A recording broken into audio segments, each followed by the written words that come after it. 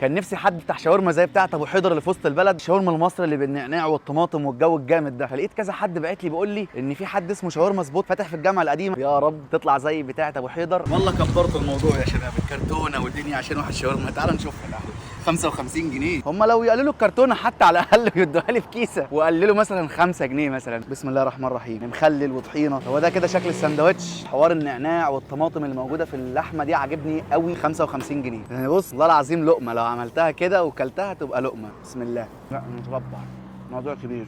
مش عايز اقول حاجه تزعل حد، بس هو والله يا جدعان الاكل اذواق. اللي يعجبني ممكن ما يعجبش غيري، بس هي مش زي بتاعه ابو حيدر نهائي خالص. هي شبيهه اكتر لشاورما ابو علي مثلا، بس البهارات اللي عليها والتوابل والطحينه والكلام ده مخليها بصراحه في حته احلى شويه. لكن انا كمنصور لو انا هجيبها تاني ب 55 جنيه انا عايز لي لا ما يقارب مثلا 4 سندوتشات يعني. فاتمنى ان هم يخلوا بالهم من حاجه زي كده، يا يظبطوا السعر. طالما السندوتش غالي كده وب 55 جنيه تقريبا اغلى من سندوتش ابو حيدر، فانت ممكن تظبط الدنيا شويه. الفيديو ده مش قصدي خالص ان انا احبط حد او حاجه، بالعكس هو ممكن يعجب ناس كتيره غيري، لكن هو في الاول وفي الاخر اذواق. وهم شباب ربنا يوفقهم. ما تنسوش بقى تصلوا على النبي وتكتبوا لي في الكومنتات اي مطاعم انتوا عايزين اجربها لكم تاني. سلام.